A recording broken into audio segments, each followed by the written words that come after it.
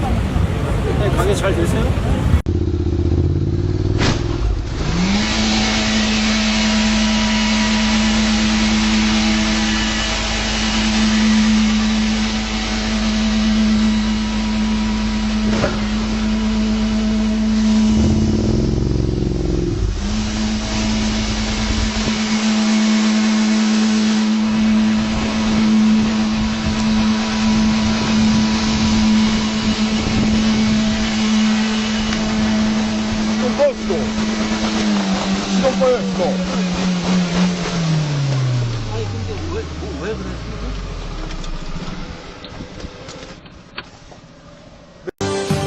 내 눈앞에 나타나 왜 네가 자꾸 나타나 그 눈을 감고 누우면 왜 네 얼굴이 보시죠.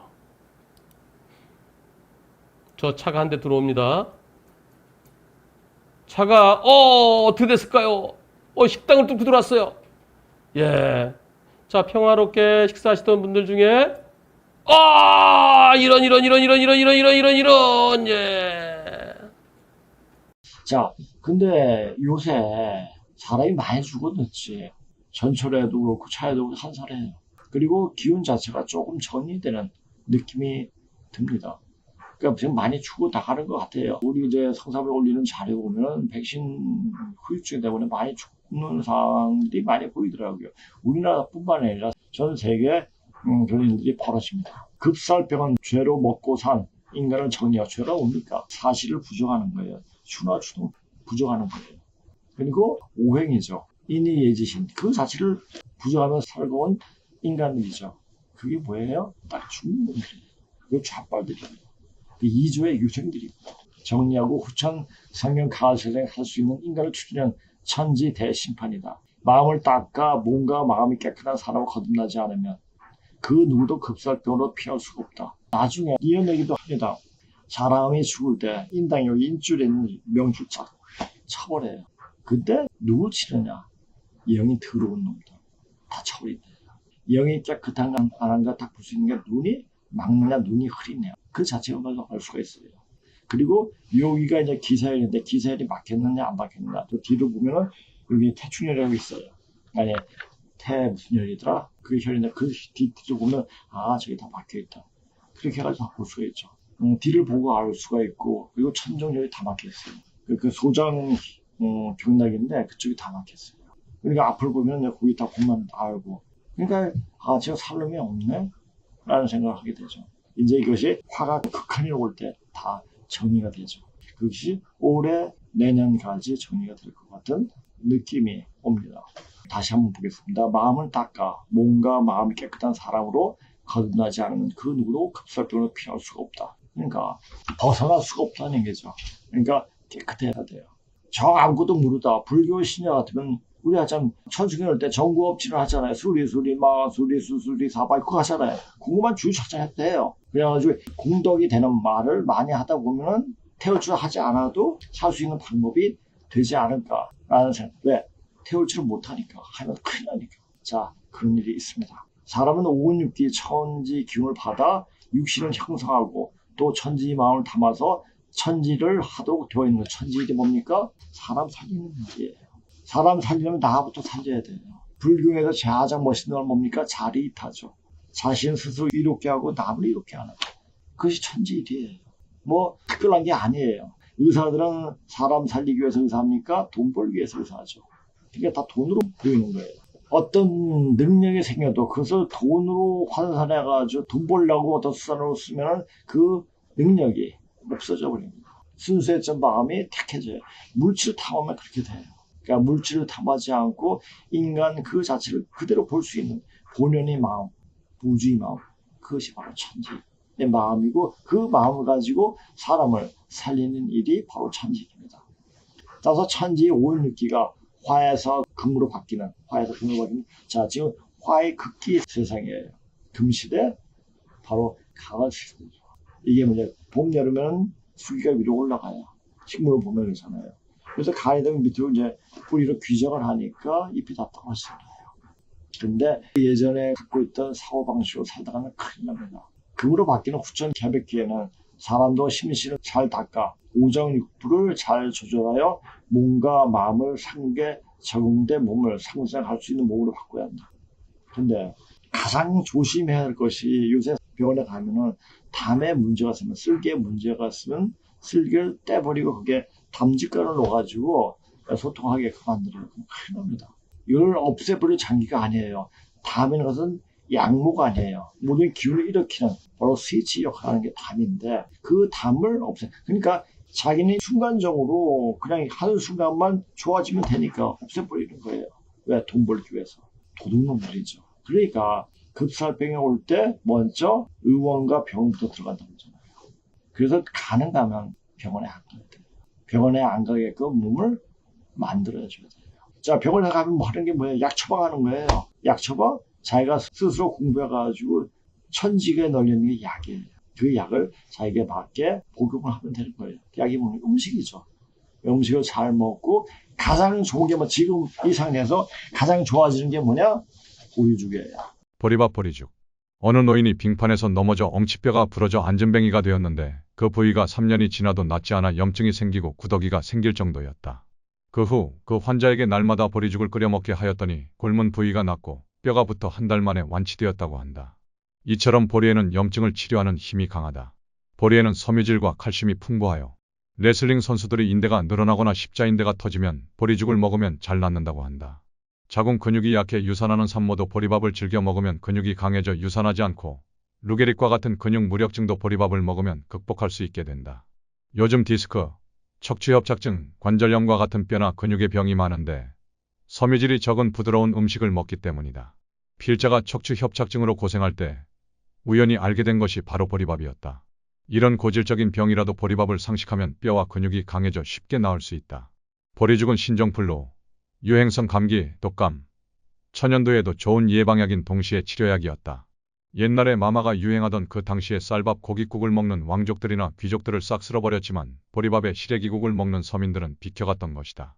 1917년 조류독감으로 죽어갈 때 가마솥에 보리죽을 끓여서 퍼주면서 먹게 하였더니 다 나았다고 한다. 그만큼 보리의 성질은 따뜻하고 체질을 개선하고 면역력이 탁월하다. 의서에 보면 보리의 성질이 차다고 했는데 이는 보리가 염증을 제거하는 항염작용 때문에 해열이 된 것이지 냉해서가 절대로 아니다. 보리는 전라도의 부드러운 찰보리보다 경상도에서 많이 재배하는 거칠고 굵은 늘보리가 좋다. 보리의 미네랄과 섬유소를 제대로 흡수하려면 푹 퍼진 보리밥이거나 그걸 한 번 더 끓인 보리죽이어야 한다.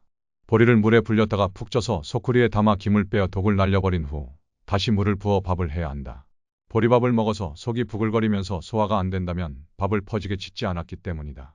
그걸 모르고 아내에게 제발 보리 혼식하지 말라고 했는데 알고 보니 그게 아니었다. 이렇게 소화가 잘 되는 걸 말이다. 식감을 위해 보리에 쌀이나 잡곡을 조금 넣어도 된다. 보리죽을 끓일 때는 이렇게 지은 보리밥에다 물을 부어 오랫동안 끓여서 보리 알맹이가 6배 정도로 퍼져서 섬유소가 녹아나야 우리 몸에 제대로 흡수된다. 그래서 환자들은 보리밥도 좋지만 흡수율을 위해 반드시 보리죽을 끓여 먹도록 해야 하는 것이다. 그러나 보리 튀밥은 섬유소를 파괴하는 것이기에 그리 효과가 없다고 한다. 절에서 식사 준비하는 걸 보면 쉽지 못하는 노인들이 있는데 음식에 대한 고정관념 때문에 그들을 전혀 고려하지 않은 결과이다. 음식은 옛날 그대로라 무김치는 손도 못 대보고 다른 건 우물우물해서 삼키거나 밥하고 국만 먹는 노인들도 있다. 이젠 노령화 시대의 음식 문화도 달라져야 한다. 한 주간 먹을 김치나 멸치 같은 밑반찬도 대량 믹서해서 담아놓고 과일도 그때 그렇게 해야 한다. 콩나물국을 믹서해도 맛은 그대로이다. 이를 인식시켜 섬유질이 풍부한 보리와 잡곡죽에 분쇄한 반찬까지 먹게 해야 한다. 그래서 근육이 약해져 몸이 내려앉는 일이 없게 해야 한다. 너나 할 것 없이 나이가 들면 몸에 기둥인 뼈에 문제가 생긴다.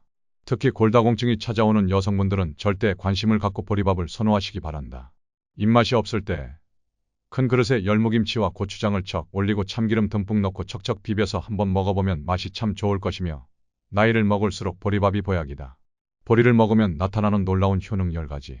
1. 변비 예방, 2. 혈관 건강, 3. 당뇨 예방, 4. 노화 예방, 5. 항암 효과, 6. 면역력 강화, 7. 골다공증 예방, 8. 빈혈 예방, 9. 피로 해소, 10. 다이어트. 쌀과 보리의 궁합. 쌀은 여성의 성질을 가지고 있고 보리는 남성의 성질을 지니고 있다. 그러므로 뼈에는 수염이 없으나 보리에는 수염이 있다. 그리고 쌀밥은 부드럽고 감미로워서 먹기가 좋으나 보리밥은 거칠고 쌀밥처럼 달콤하지 않다. 조물주의 섭리는 참으로 오묘해서 물과 불은 서로 상극이면서도 물과 불이 만나지 않고서는 아무것도 이룰 수 없게 섭리해 놓았다. 여성과 밭은 화성이며 남성과 노는 수성인데 남성인 보리는 화성 여성인 밭에서 생육하고 여성인 벼쌀 는 수성 남성인 논에서 생육한다. 남성은 여성의 밭에서 생존하며 여성은 남성의 논에서 생존할 수 있음은 재미있는 현상이다. 이는 곧 남녀 간에 서로 다른 이성이 없이는 정상적인 삶을 영위할 수 없음을 보여준다. 또한 흥미로운 것은 여성인 벼쌀는 어릴 때부터 생장한 묘판에 그대로 두면 벼 구실을 하지 못하므로 반드시 남성의 집인 논으로 옮겨 심어야 하고 남성인 보리는 싹이 난 바로 그 자리에서 옮기지 않고 계속 살아가게 된다. 이들 생태는 여성은 시집을 가서 살아야 정상적인 여자 구실을 할 수 있고 남성은 성장한 자기 집에서 살아가는 것이 정상임을 일깨워준다. 여성들의 가장 큰 비애가 시집가는 일이라고도 할 수가 있으나 이것은 조물주의 깊은 뜻에 의한 섭리임을 깨달아야 한다. 세상에는 간혹 아들이 없거나 재물이 많으면 딸자식을 내 집에 두고 사위를 맞아들여 살게 하는 부모들을 볼 수 있는데 이렇게 되면 딸은 여자의 구실을 할 수가 없으며 사위 또한 남자의 구실을 제대로 할 수가 없게 된다. 벼와 보리는 어릴 때는 꼭 같이 고개를 숙이지 않으나 익을수록 벼 여자는 고개를 숙이지만 보리 남자는 익어도 고개를 숙이지 않는다. 그래서 보리의 성을 지닌 남성은 젊어서나 늙어서나 아내에게 고개를 숙이지 않는 천성이 있지만 여성은 나이가 들고 교양이 있어 속이 찬 여인은 스스로 자신을 낮추는 미덕을 갖게 되며 이런 여성의 품성을 갖춘 여인을 현모양처라고 한다. 이렇듯 여성인 벼는 익을수록 고개를 숙이듯 나이든 여성들은 남성들의 천성을 체험을 통해 이해하게 되므로 머리를 숙이듯이 이해하고 참아준다. 여인의 그런 품성 덕분에 가정에 평화가 있고 변함없는 부부의 애정을 지킬 수가 있다. 시간이 지나도 꼿꼿하게 고개를 숙이지 않고 서 있는 벼 이삭이 제대로 여물지 못한 쭉정이가 되듯이 숙일 줄 모르는 여인 또한 속이 차지 못한 경우가 대부분이다. 가와의 바탕은 아내에게 달려있다. 남편을 굴복시키려는 생각이나 맞서려는 생각보다는 익은 벼가 머리를 숙이듯이 져주면서 미소와 애교라는 부드러운 사랑의 무기를 사용한다면 아내에게 굴복하지 않을 남편은 아마도 세상에 없을 것이다. 그 양파 꿀레몬 그렇게 해가지고 해서 먹고 하면 병 안 걸립니다. 아주 간단하잖아요. 마늘 많이 먹고. 그거 다 상호유세에 나오잖아요. 제가 1년 중에서 가장 기분 좋은 날이 언제냐면 김장하는 날이에요. 김장하고 나서 물론 이제 저도 같이 하니까 애들 엄마를 도와주니 하니까 그 하고 나서 먹는 그 김치의 맛 이름 하나 주고 싶어요. 그래서 김장김치를 많이 해요. 요새 뭐네 김치 냉장고에 있어가지고 좀 좋죠. 그래가지고 한 7월 8월까지 먹으면 참 좋습니다. 그게 내 몸을 살리는 김치가 내 몸을 살리는 특효약입니다. 김치 많이 먹어야 돼요. 자, 오장육부를 잘 조절해요. 김치 많이 먹으면 조절됩니다. 마음을 상게 적응돼 몸을 상생할 수 있는 몸으로 바꿔야 한다. 지금선 대선생의 부인이신 고수부님도 천지공사를 하셨어요. 그분이 하신 내용도 잘 알아야 됩니다. 흠치는 신농시 찾는 도수인이라. 이것은 증산 대선생이 하신 말씀이 아니라 고수부님께서 하신 말씀이에요. 모르겠어요. 그것을 기록을 안 해놨는지 모르지만 고수부님 책을 보면 있습니다. 근데 고수부님 어록을 정의 선도 신정경이라는 게 있는데 그 책을 또 보시면 그 말이 나와 있습니다. 흠치는 신농시 찾는 도수인이다. 고수부님께서는 후천 상생으로 태어나기 위해서는 마음을 닦아 오정육부 통제 공부를 잘해야 한다고 말씀하셨다. 이 공부가 무슨 공부입니까? 오정육부 통제 공부예요. 또 이제 그 선도 신정경에 나오는 얘기입니다. 이거 고수부님께서 하신 말씀이죠. 어느 날 공사에서 가라사대 이 공부가 도통 모두 도통이라 오정육부 통제 공부이니 제 몸에 있느니라. 제 몸에 있는 것도 못 찾으며 무슨 천하사를 한다는가. 그러니까 우선 자기 몸을 다스릴 수 있는 방법을 알아야지 남을 다스릴 수가 있는 거지. 남을 구할 수가 있는 거, 다스린다는 말보다 구할 수가 있는 거지. 제 몸도 구하지도 못하면서 남의 목숨을 구하겠다고 말도 안 되는 거죠. 자, 소천지, 역 대천진이라 하시더라. 제가 이제 좀 보면서 이제 쭉 한번 다시 한번 이것을 예전에 한번 이걸 방송하면서 이야기했던 얘기 같아요. 다시 한번 보세요. 마음 따라 몸이 반응하고 마음의 바뀜에 따라 몸이 바뀌어 간다고 흔히들 말하지만 이거예요. 우리가 마음이 발라지면 몸이 좋아진다. 천만의 말씀이에요. 몸이 제대로 서지 않으면 마음도 제대로 설 수가 없다. 그러니까 몸 따로 마음 따로 이 이분놈처럼 보면 절대 안 됩니다. 제가 그렇게 바쁠 때 애들 가르치면서 하루 쪼개서 살 때도 그때 왜 운동을 시작했냐 라는 것은 제 몸을 쓰는 방법을 알고는 있지만 어떻게 몸을 쓸 것인가 그걸 모르니까 그래서 운동을 한 거예요. 그래서 그것을 아주 유기하게 지금까지 쓰고 있습니다. 마음도 제대로 설 수가 없다. 좌빨들이나 짱깨들처럼 남잘 된 거 시기하고 입으로 저주 이 말을 수시로 말하면 오장육부가 썩어 얼굴이 개차반이었다. 자, 이 텔레비 나오는 것들 얼굴 제대로 된 놈들이 있습니까? 중국 놈들 굉장히 어디가 모자란 애들 같아요.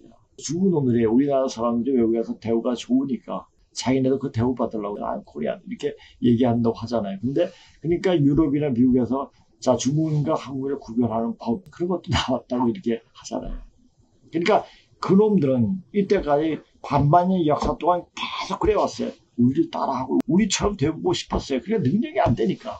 능력이 왜 안 됩니까? 마음이 안 되기 때문에 그런 거예요. 마음이 안 되기 때문에 그렇게 올 수가 없는 거죠. 그러니까 마음이 삐뚤어져 있기 때문에 마음이 아직 형성되지 않은 그냥 아주 미숙아이기 때문에 얼굴이 이상해 보이는 거예요. 중국 영화 보고 중국의 미인들, 미남들이라고 보세요. 뭔가 좀 빠진 듯한 사람을 하고 사람을 말할 수 없는 그런 인간들이. 왜? 항상 그렇게 생각해 왔기 때문에. 그런 마음으로 살아왔기 때문에 그게 된 거죠. 그러니까 그놈들은 좋아질래야 좋아질 수 없죠. 그렇죠? 좋은 장부 갈아 끼워 넣는다고 좋아지는 것이 아니다. 그러니까 요새 중국의 정치가들 장기를 갈아 끼워가지고 이렇게 다시 생생하게 된다고 이렇게 얘기하는데 자 보세요. 그럼 칼자국이 당했죠. 몸속에. 그렇죠? 좋은 장부 갈아 끼워가지고 되는 것도 아니에요. 죽을 때 명줄을 끊어버리는데요. 혼줄을 끊어버리는데 죽어버리죠. 이제 혼줄 끊어질 때가 얼마 남지 않았습니다. 반대로 서로 사랑하고 자비로운 서로 살리려고 하는 상생의 마음을 가지면 오장육부가 튼실하게 되어 용서하고 사랑하고 포용하고 화합하는 체질로 바뀌게 되기에 자연적으로 후천을 넘어갈 수 있는 몸으로 바뀌게 된다. 그러니까 미워하는 마음을 없애야 돼요. 하늘과 땅이 완전히 상생이 5분과 6기로 바뀌게 되는 급살적인 대병육을 맞이하게 되는 즉시 오장육부가 뒤틀리고 뼈가 튀어나와 목숨을 유지할 수 없게 된다. 증산 대선생께서는 남 잘된 거 배 아파는 상의 버릇을 고치지 못하고 마음을 바르게 하지 못하고 거짓을 행하는 자는 쓸개가 터지고 뼈마디가 튀어나와 죽는다고 말씀하셨다. 오장이 바르지 못한 자는 수수 때 꼬이듯 하여 죽고 거짓말을 하는 자는 쓸개가 터져서 죽으리라. 이건 대순전경에서 즉 증산 대선생께서 하신 말씀을 적어놓은 대순전경에 나오는 말입니다. 지금 상황 보면은 이재명이 굉장히 다급한 것 같아요. 이제 죽을 날을 받아놓고 개발실을 하는 게 굉장히 그냥 눈에 보입니다. 왜? 말하는 거 보면 알 수가 있어요. 말하는 거. 자, 이것은 제가 말을 하는 것보다 증산 대선생께서 하신 말씀이니까 이것을 AI로 한번 들어보시기 바랍니다. 그러니까 우리와는 똑같아요. 제가 이 바탕으로 이야기했기 때문에 증산 대선생께서는 어떻게 말씀하시는가 이것을 한번 쭉 한번 보시기 바랍니다. 한고조는 소아의 덕으로 천하를 얻었으나 너희들은 베풀 것이 없으니 오직 언덕을 잘 가지라. 덕 중에는 언덕이 제일이니라. 남의 말을 좋게 하면 그에게 덕이 되어 잘되고 그 남은 덕이 밀려서 점점 큰 복이 되어 내 몸에 이르고 남의 말을 나쁘게 하면 그에게 해가 되어 망치고 그 남은 해가 밀려서 점점 큰 재앙이 되어 내 몸에 이르느니라. 말은 마음의 소리여 행동은 마음의 자취라. 말을 좋게 하면 복이 되어 점점 큰 복을 이루어 내 몸에 이르고 말을 나쁘게 하면 화가 되어 점점 큰 재앙을 이루어 내 몸에 이르느니라. 말하는 대로 신이 응기하게 되어 자신의 운명을 결정하게 된다. 자, 이것은 고수부님께서 하신 말씀. 병은 입으로부터 들어가고 화는 입으로부터 나오니라. 그러니까 말을 잘해야 됩니다. 거짓말을, 화를 부르는 주문인 거죠. 비싼 밥 먹고 왜 나쁜 말 합니까? 말은 말대로 되는 거예요. 그러니까 말을 잘해야죠. 입은 화를 부르는 문이요. 혀는 몸을 베는 칼입니다. 그래서 무게를 수행하는 이유가 있는 거죠. 지금이 어느 때를 알고 이제 준비를 해야 됩니다. 무슨 준비? 죽을 준비. 무슨 말이에요, 준비. 그러니까 죽을 때 잘 죽어야 돼요, 이제. 왜? 잘 죽어야지 살리고자 하는 천사를 만날 수 있는 기회를 얻게 되는 거죠. 잘못 죽으면 어떻게 돼요? 자기 영과 육이, 자기 조상주의 다 끊어져요. 자, 이제는 자기 자신이 살아가지고 나를 살릴 수 있는 그런 시기가 아니에요. 이제 잘 죽어야 돼요. 이 방송 보시는 분들, 마지막까지, 그러니까 그 시간이 오는 날까지 말에 덕을 붙여서 하시고, 그 순간을 넘을 수 있는 기운을 받아가지고 살면 좋겠지만은, 그렇게 못하는 분들은 잘 죽기 바랍니다. 잘 죽으셔야 돼요. 그래야 살 수가 있는 기회가 열립니다. 그러니까 예전에 죽어야 사는 여자 이런 영화도 있었어요. 잘 알기 바랍니다. 그리고 이제 우리 젊은이들이 그렇게 하는 거 보고 또 우리나라에는 예비군들이 거의 300만 이상이 된다고 합니다. 그러니까 여기서 이제 예비군 소집 관련 큰 거 던지고 간다. 이 예비군들이 이제 활동하냐 그것이 관건이 아니라 젊은이들이 깨어나기 시작했다는 얘기죠. 젊은이들이 깨어나면은 이제 뒤집어집니다. 예, 그 얘기를 자 이것은 예비군 소집 관련 큰 거 던지고 간다. 이것을 한번 잘 들어보시기 바랍니다. 예비군 소집 관련 큰 거 던지고 간다. 좌파 공산당 세력을 쳐부수자. 사회주의 공산당 빨갱이들은 자유사회의 악이다. 현재까지 예비군은 국가동원령, 부분동원령이 있다.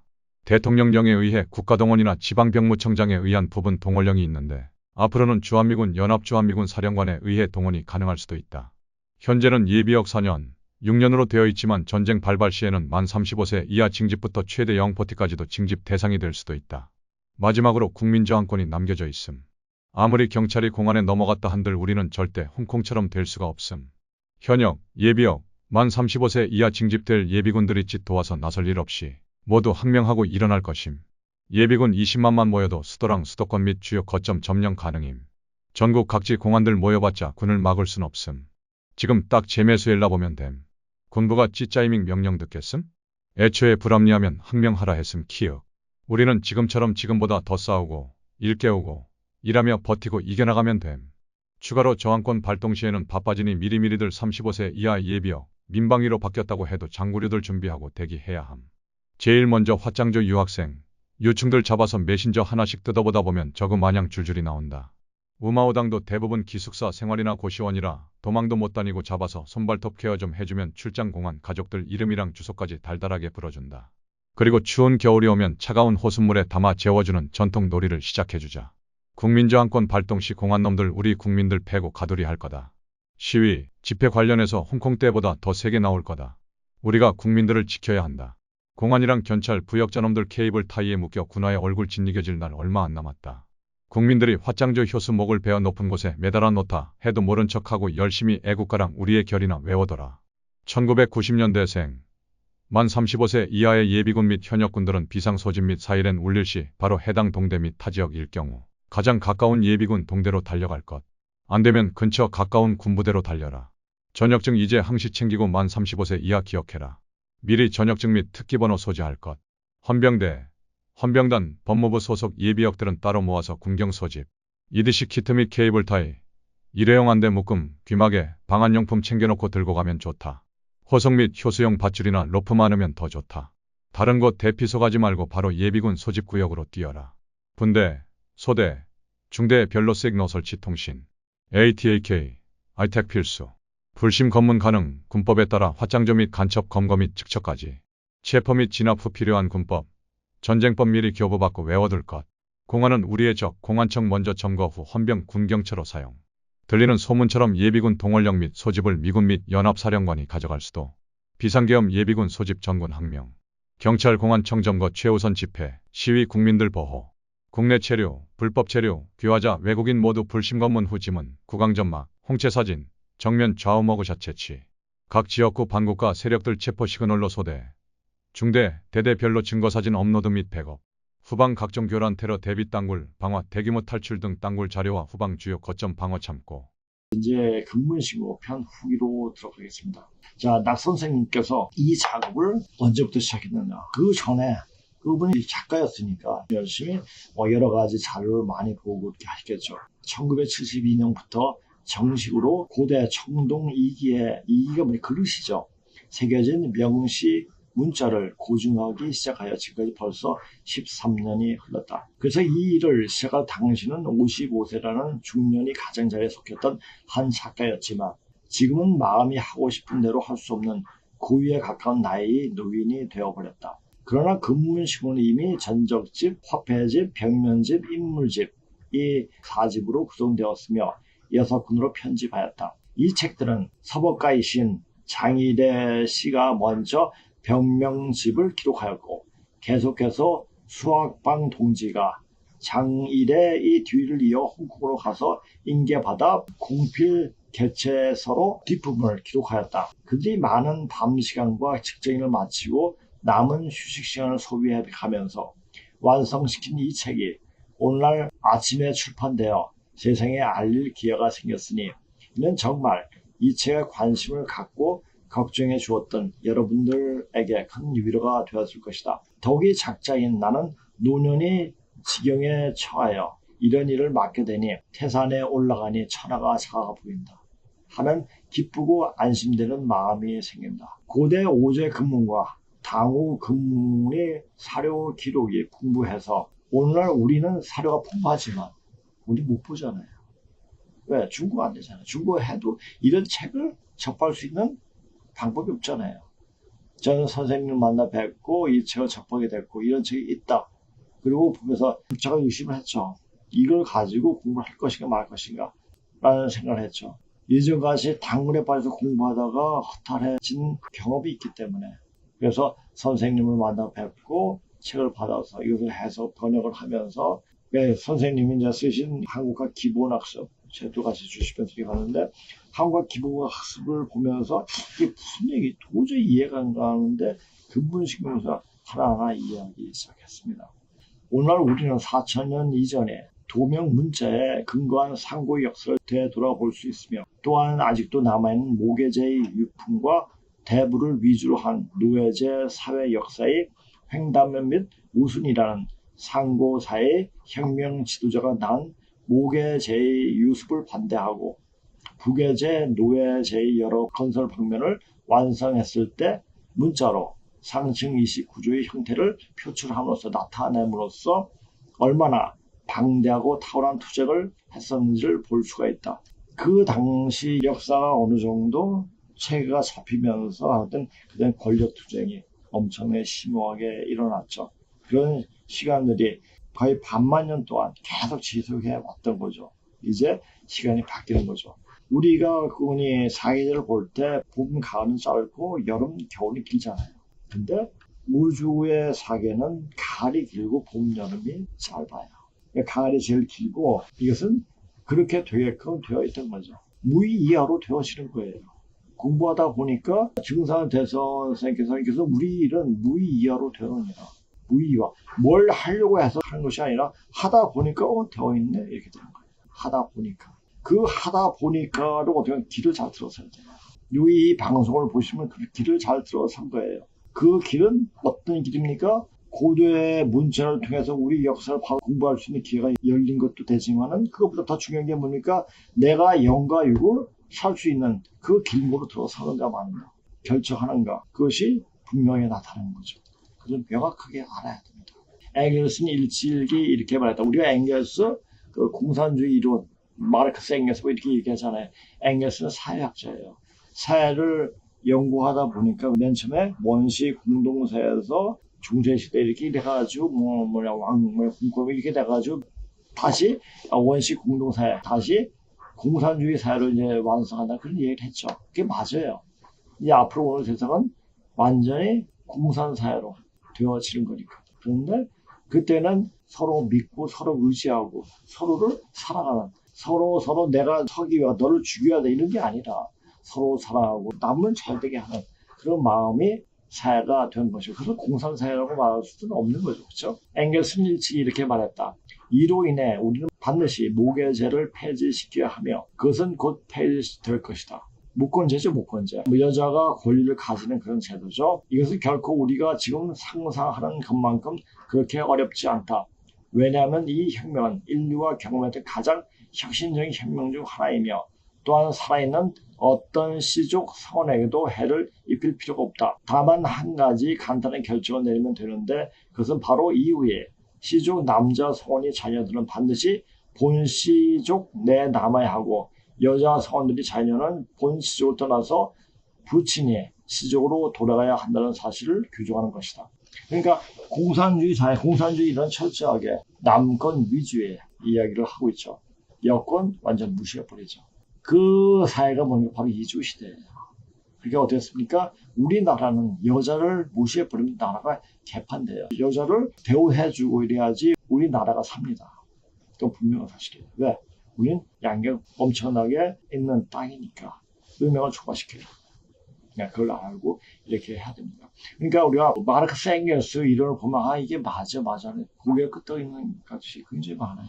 그런데 그 이면으로 세상 움직임 상태를 주시하면 이게 옳지만 변하는 방향을 알면 이건 한순간에 우리를 매료시킬 수 있는 사상이 될 수가 있지만 이것이 계속 지속은 안 되겠구나라는 생각을 하게 됩니다. 실제로 중국 상고시대의 당우 시대에는 이와 같이 사회혁명이 완성이 그렇게 쉽지 않았다. 왜? 그때는 여름 극기가 시작한 초창기였기 때문에요. 여름 극기가 시작되는 그 반만년 동안 극기로 왔죠. 끝이 왔죠. 완성? 없죠. 다시 돌고 도는 거예요. 완성되면 다시 흐트러지면서 다시 완성되면서 쭉 가다가 또 완성되면 또 흐트러지고. 그것이 우주 원리죠. 수와 기제에서 화수미제로 다시 63일 계속 돌잖아요. 완성의 수와 기제, 미완성의 화수미제. 수의 괴상을 감이라고 하며 괴상은 의 모습이다. 물을 의미하며 중남을 의미한다. 오행으로 보면 수에 해당하고 음양으로 보면 양이다. 화의 괴상을 이라고 하며 괴상은 이고 불을 의미하며 중렬을 의미한다. 오행으로 보면 화에 해당하고 음양으로 보면 음에 해당한다. 수와 기제, 양이 있어야 할 곳에는 양이 있고 음이 있어야 할 곳에는 음이 있는 상태이다. 즉 모든 것이 제 자리에 있으면서 서로가 서로를 도와주면서 이론적으로는 완벽한 상태에 있다. 모든 것이 완성된 상태, 완전한 상태, 완결된 상태, 최상의 상태이다. 결혼하여 지금까지 바람 한번 피우지 않고 오직 부인만 사랑하면서 살아온 50대 초반의 남자 수를 하늘처럼 떠받치고 살아가고 있는 조강지처 화의 일편단심 사랑의 마음이다. 아래에 있는 불화 이 타오르면서 위에 있는 물수을 따뜻하게 덮여서 이제 사람들이 편하게 사용하도록 따뜻한 물이 만들어져 있다. 완전히 준비된 상태이다. 화수미제, 양이 있어야 할 곳에는 음이 있고 음이 있어야 할 곳에는 양이 있는 상태이다. 모든 것이 제 자리에 있지 않고 거꾸로 되어 있는 상태이다. 뭐 하나 제자리에 있지 않고 뭐 하나 이룩한 것이 없으며 무엇을 하려고 해도 뭐부터 해야 할지를 모르는 완벽한 미완성의 상태이다. 무엇을 해야 하는지에 대한 큰 근심이 있으나 무엇부터 해야 하는지를 모르는데 그리고 아무것도 결정된 것이 없다는 데 대한 작은 기쁨도 있다. 결혼하여 지금까지 이쁘지도 않는 부인 화을 세상에서 제일 미인이라고 생각하면서 헌신적인 사랑을 하면서 하늘처럼 떠받치고 살아온 50대 초반의 남자 수의 마음인데 앞으로도 계속 그런 마음을 유지하면서 살아갈지는 의문이다는 이야기이다. 위에 있는 불화 이 타오르면서 위로 올라가고 아래에 있는 물수 올 땅속으로 스며들면서 아래로 내려간다. 이렇게 둘이서 서로 만나지도 못하니까 무엇을 이룰 수 있겠는가? 아무것도 이룰 수 없는 상태이다. 비교 설명. 숙제, 학교 공부. 그날의 숙제를 다한 상태가 수와 기제이고 아직 숙제를 다하지 못한 상태가 화수미제이다. 숙제를 다하였다고 공부를 잘한다고 완성말 할 수 있는 것은 아니고 또 숙제를 다하지 못했다고 공부를 못한다고 미완성말 할 수는 없는 것이다. 목적을 가진 시작. 수와 기제란 주어진 목표를 가지고 그 일을 완성하였으나 다음 단계의 일은 시작도 못하고 있는 상태이고 화수미제란 목표는 정해졌으나 그 일을 어떻게 시작해야 할지 모르는 미완성의 상태이다. 물과 불의 싸움. 물과 불이 싸워서 물이 이겨서 우선순위를 가지고 있는 상태가 수와 기제이고 불이 이겨서 우선순위를 가지고 있는 상태가 화수미제이다. 불이 물을 보호하면서 조정하고 있는 상태가 수와 기제이고 물이 불을 보호하면서 조정하고 있는 상태가 화수미제이다. 시작과 완성. 어떤 일을 완성했다는 것은 수와 기제. 다음 단계의 시각에서 보면 시작도 못한 미완성을 의미한다. 화수미제. 이제 막 고등학교를 졸업했다는 것은 수와 기제. 아직 대학 생활을 아직 시작도 못했다는 뜻이다. 화수미제. 이제 막 대학 생활을 시작했다는 것은 수와 기제. 아직 대학 생활을 어떻게 끝마쳤는지를 알지 못하는 상태이다. 화수미제. 괴의 형상. 어린 아이 수를 어른 화이 안고 위험으로부터 보호하는 것을 수와 기제라고 하고 어른 화을 어린 아이 수가 안고 보호하고 있는 형상으로 어른도 보호할 수 없고 자신도 보호할 수 없는 상태를 화수미제라고 한다. 인간 수가 기계화. 인간이 조정 컨트롤하여 기계 머신을 움직여 힘 파워를 얻어 생활에 이용하는 것은 완성된 수와 기제를 의미하고 기계 또는 컴퓨터가 조정하여 인간을 움직이게 하는 것은 미완성의 화수미제이다. 즉 인간 수이 기계화를 조작하고 움직이는 것은 수와 기제인데 기계화가 인간 수를 조작하고 움직이게 하는 것은 화수미제이다. 그래서 제가 맨 처음에 강의할 때 지옥을 얘기한 거예요. 화수기제, 수화기제, 수화기제, 화수미제 뭐 이것을 또 이제 자료도 들어가겠죠. 그 자료를 또 보시고 그게 그거였구나. 찾아보면 나오고 뭐 지금 하면서 또 그것을 또 이야기하고 싶지는 않더라고요. 우순이 요를 강금하고서 천하를 손에 넣었다는 죽서 김연에서만 보일 뿐 아니라 덕이 민속에서도 전해온다. 그래서 제가 공부하면서 동양 민속에 대해서도 관심을 갖고 찾아보려고 했지만 자료를 많이 찾지 못했어요. 그래서 우리 언어에 대해서 먼저 보면서 이제 우리 언어에 대해서 이런 면이 자, 왜 지금 그 반만년의 문자가 중국말로는 해석이 안 되는데 우리말이 들어가니까 아주 자연스럽게 해석이 돼요. 그 말은 뭡니까? 우리가 바로 반만년 전에 문자를 태동시키고 또 동방문화면 또 세계 문화를 포태했던 민족이라는 것이 그대로 나타난다는 사실입니다. 여기까지 알아야 돼요. 이걸 알기 위해서 여러 가지 자료 공부했어야죠. 그 바탕이 있었기 때문에 그래서 그렇구나. 우리가 앞으로 어떻게 가는가. 그 누가 이야기하는가. 그래 그냥 쉽지만 이것은 처음부터 공부하는 굉장히 힘들어요. 가장 중요한 게 뭡니까? 과학이에요. 제가 영어와 중국어를 남들보다 더 많이 했기 때문에 보인 거예요. 또 그런 자료도 많이 갖게 되고 제가 고3을 한 25, 6년 가르쳤으니까 모든 책들 자유자들 봤기 때문에 이런 사실도 더 명확하게 알 수가 있는 겁니다. 북이 리도원이 쓴 수경주 가운데 이런 글이 있다. 근데 요 글을 구태제 해석을 안 했습니다만 시간도 없고 해석 굳이 하겠는가? 해석하기가 좀 그렇더라고요. 고문은 그래요 좀. 능력이 안 되는 거죠 제가. 필자가 고증한 바에 의하면 순의 도는 고대 상구이며 북으로 또 패자 이게 패자로 읽기도 하죠. 명명되었다. 자는 패자의 패, 상이 탕은 호자로 여겼음.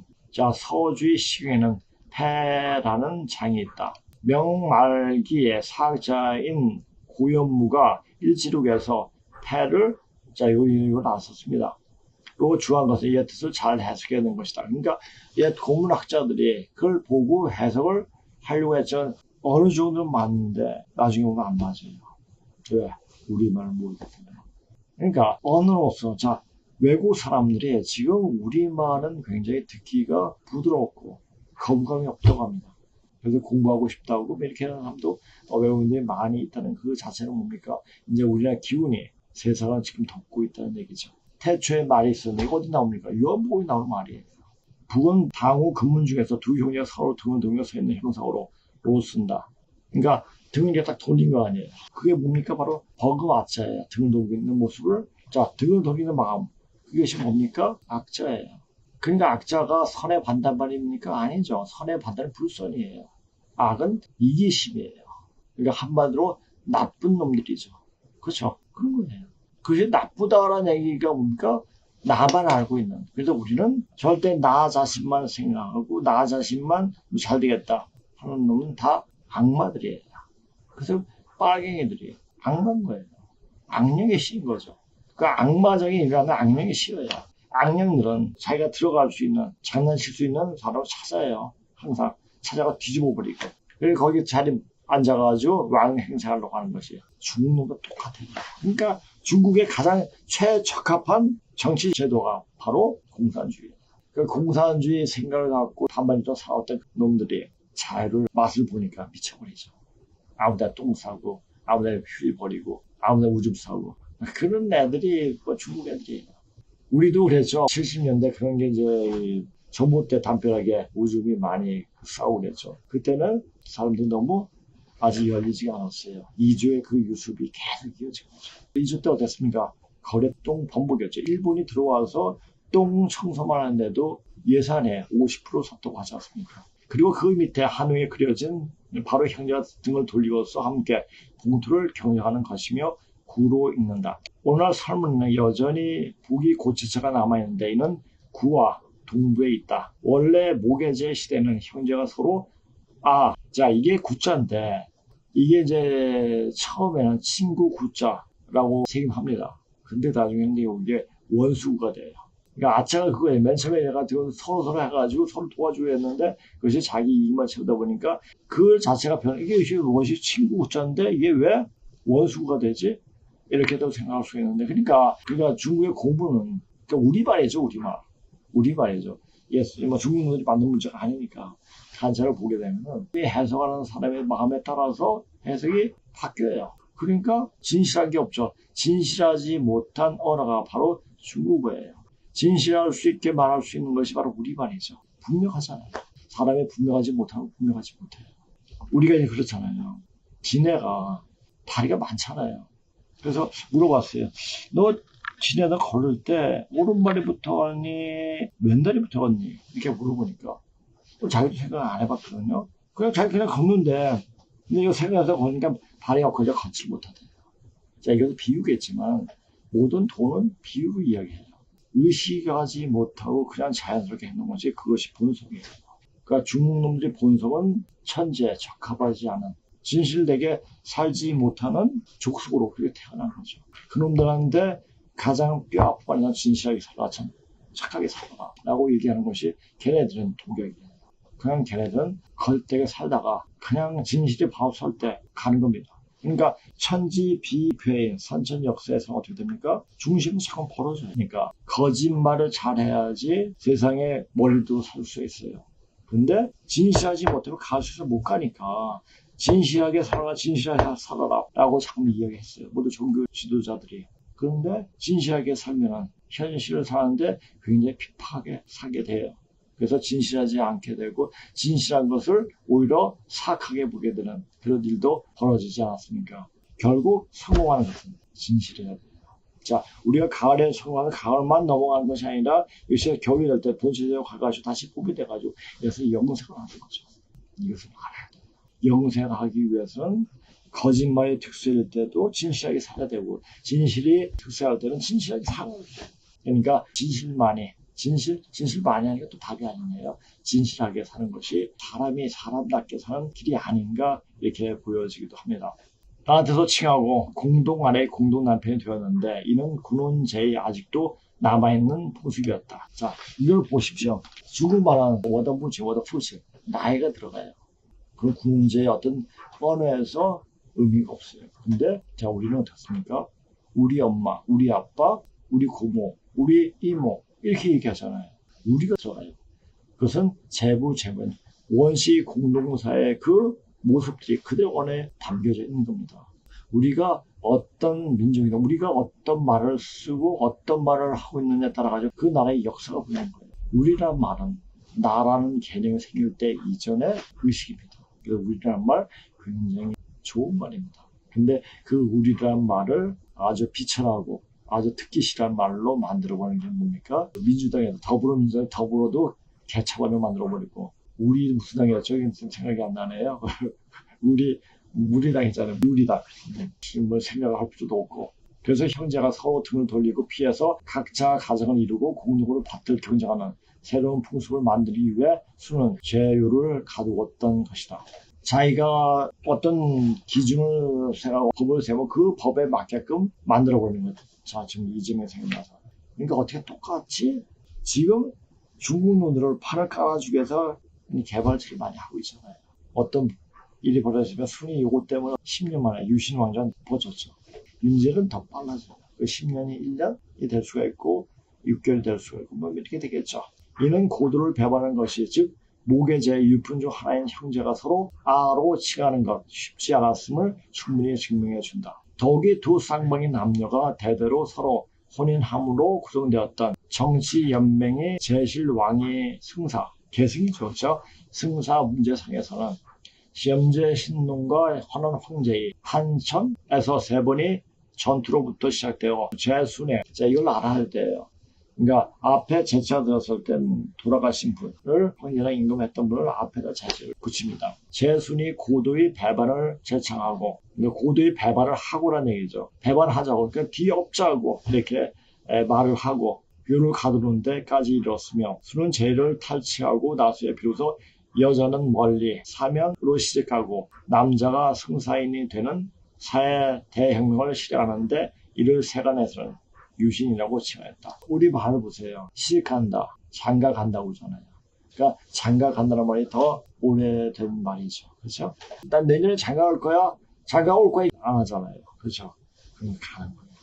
그러니까 우리는 알게 모르게 반만년의 문자 언어를 그대로 답습을 하고 있는 것이 아닌가 이렇게 보여집니다. 그러나 그 하우 부시로 인해 제술 왕조는 뒤집혔으며 하우는 자서 사위적 신분으로 모족의 보수 세력에 의해서 왕에 올랐다.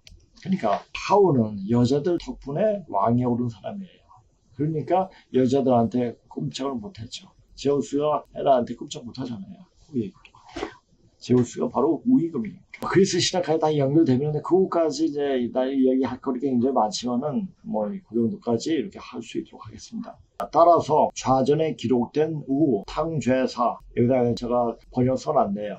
우왕이나 탕이 자신을 꾸짖음으로써 그 나라가 반응했다는 틀림없는 사실에 근거한 기록이다. 만약 그렇지 않다면 서주는 후직이 후예가 되어 제부 제모의 모계제 유풍을 따랐던 하우와 후직은 함께 선주의 열에 놓이게 된다. 노가 희씨의 시족이 되었다는 것은 이 말이 사대부들 사이에 전해지도록 허락하지 않았을 것이다. 그리고 복벽이라는 말은 사실 하우 비씨, 성씨 칭 씨는 제순이 위신씨를 뒤집고 이어서 그러니까 사위가 죄를 계승하는 그러니까 승사하는 모계제 유풍을 회복했다 해서 기원하였으며 또한 이제는 이미 사라져버린 형제의 아들과 자매의 아들 사이 제위 쟁투상에 있었던 격렬했던 투쟁사를 반영하고 있다. 그러나 최종적으로 하우의 아들인 하계는 이것을 다시 뒤집고 제순의 유신제를 따랐다. 우리가 이제 그 토끼전 있죠. 토끼전이 이제 하계에 대한 이야기라고 문자로 나타난 하나님 뒤에 보면 이제 만다로 이렇게 그려진 게 있더라고요. 한번 보십시오. 그는 하우가 죽은 지 3년째 되는 제설 기회로 하여 하우의 사회 신분으로 복벽 제2의 제오를 준비하고 있던 백익을 죽였던 것이다. 백익은 뭡니까? 외삼촌이죠. 그렇죠? 외삼촌 죽이는 김해라고 하죠. 자기 엄마 여와도 같이 죽여버리죠. 그래서 변명했던 얘기가 책에 또 있습니다.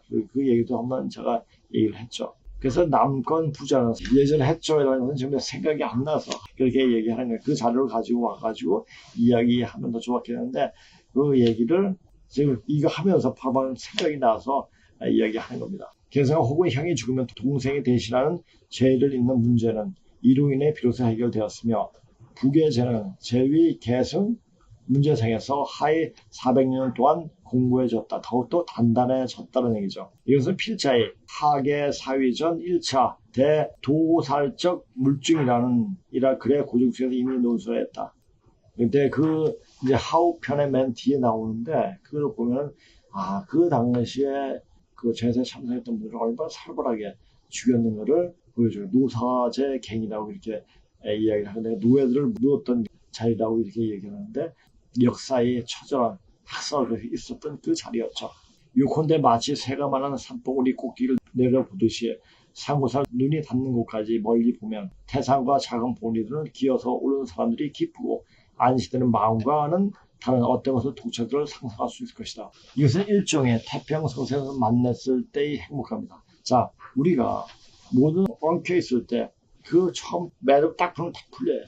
이때까지 상고사의 역사, 원시 반보는 그때 그 모습을 보지 못했기 때문에 여러 가지 말들이 난무하게 됐잖아요. 이제 바로 세워졌어요.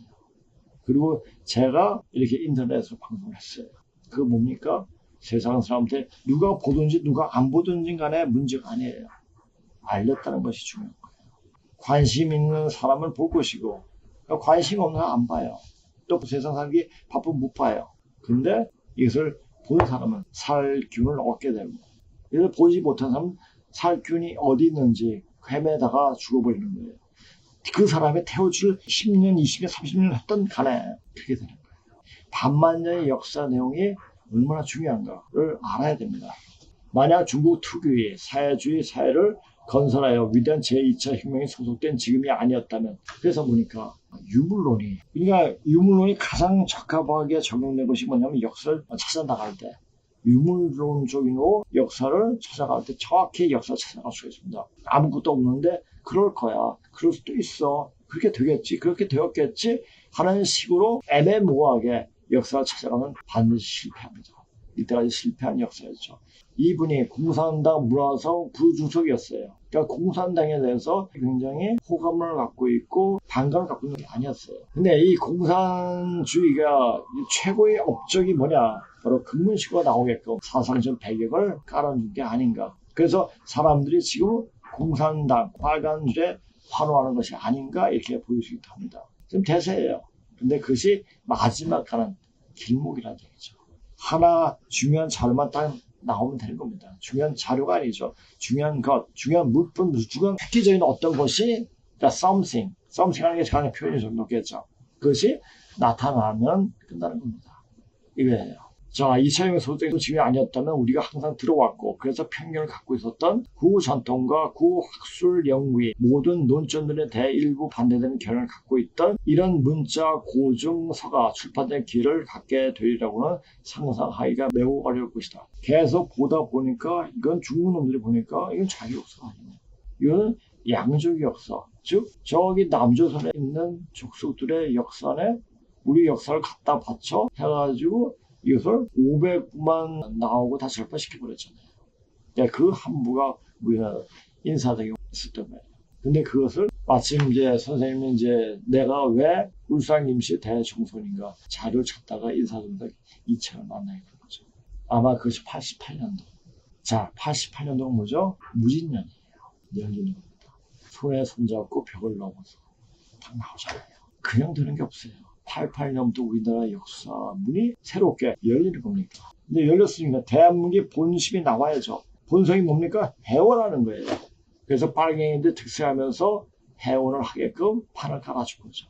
이제 그 판이 닫힐 때가 됐습니다. 판이 닫히면 어떻게 되죠? 빨갱이들은 한순간에 다 쓸어버릴 겁니다. 그런 일이 벌어져요.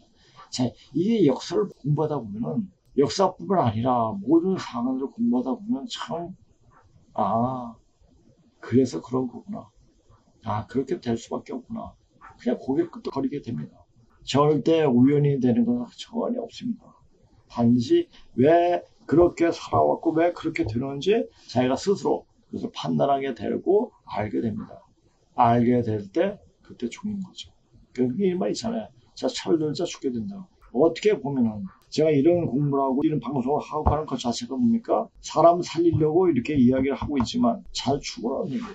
잘 죽어야지 또 살 수 있는 기회를 얻을 수 있으니까 지금 알아도 내 몸을 내가 스스로 만들어가지고 살 수 있는 시간을 만들 수가 없기 때문에 그런데도 이렇게 하는 것은 뭡니까? 이렇게 방송을 하면 이 방송 듣는 사람뿐만 아니라 모든 사람들이 열려요. 난 그걸 알고 있습니다. 그건 누가 합니까? 하늘이 하는 거예요. 천지가 하는 겁니다. 천지 기운이 이제 울리는 거예요. 울리면서 일이 벌어지게 되는 거죠. 제가 이제 3주 만에 이렇게 방송을 하니까 조금 길게 느껴지기도 하고 하는데 제가 이제 방송하려면 이 자료를 굉장히 많이 봐야 돼요. 많이 보고 가니까 옛날 일주일 만에 할 때는 굉장히 힘들었어요. 바로 방송하고 또 바로 준비 들어가고 이렇게 했는데 3주 만에 제가 좀 여유가 생기면서 세상이 더 잘 보이는 거예요. 이것을 굳이 이렇게 이제 할 필요가 있을까 하는 생각도 있습니다. 왜? 시간이 다 됐기 때문에. 그래서 제가 계속 3주 안에 방송을 한다. 이게 지금 이제 3주가 지나면 아마 동지가 지나서 또 방송할 텐데 동지 이후에 여유롭게 방송할 수 있는 분위기가 될 건가 하는 생각도 들어요. 자, 이 방송이 이제 토요일이나 일요일에 이제 올라갈 건데 이거 들으면서 긴장하세요. 이제 긴장하고 말로 하기엔 조금 뭐하면 태우초를 쌓였어. 몇 번 쓰면서 그 기운을 받아요. 사실 우리가 어떤 것을 애울 때 쓰면서 애울 때 잘 애우시잖아요. 그게 쓰면서 태우초의 기운을 흠뻑 받을 수 있는 기회를 만들기 바랍니다. 자, 이렇게 이제 마지막 그 멘트를 하는 것 같은데 아닌데 조금 더 있습니다. 그러므로 일찍이 나의 연구자원 지지였던 모순과 마설봉 두 선처에 대한 마음속 깊이 감사하며 누적이 장천좌 과보권 반요명 등 여러 친구들이 지지와 기록하는 데 도움을 주었던 하옹, 웅태륜 그리고 앞서 언급했던 두 서복가에게 감사드린다. 자, 그래서 뭐 요까지 뭐냐 아까 그게 맞네. 이제 나중에 추서가 또 있는데 자, 지경에서 최초로 보이지만 사실은 제순이 시성인 위신에서 근원하였다. 제순이 유신을 제청하기 전에 중국에는 문자 기록이 오제사가 있었는데 이는 줄곧 신흥이 북예제 노예주 세력의 대표로 삼았던 남, 즉 아들과 오래된 모계제 유풍인 구전통의 대표인 자 사위가 왕위를 쟁탈하기 위해 끊임없이 투쟁했던 세대 교체사이다. 이게 이제 마지막 글입니다. 그러니까 선천의 역사는 계속 투쟁의 역사였어요. 우리가 우리만 이제 싸워야 잘 큰다. 우리가 급속도로 발전하게 된 건 언제입니까? 1차 대전 이후부터 급속도로 발전했습니다. 1차 대전, 2차 대전은 어디에서 전쟁의 시가 돋아났죠? 바로 이 한반도예요. 한반도에서 일어났듯이 3차 대전이 씨가 지금 떨어져 있어요.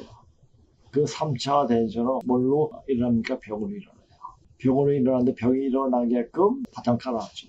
이제 그 백신이 몸속에서 활용될 수 있도록 단추받는 거예요. 그것이 바로 올해 동지나 내년 동지가 아닌가 이렇게 보여집니다. 그래서 제가 서둘러서 근무신고 후기를 내기 한 겁니다. 그래서 제가 그 방송할 때는 그냥 하는 게 아니고 다 그때 맞게끔 그 시간에 적합한 이야기를 하는 겁니다. 지금 이런 때 당면하였고 우리는 지금 무엇을 해야 하는가 잘 생각하기 바랍니다. 오늘 방송 이것으로 마치겠습니다. 네, 안녕히 계세요.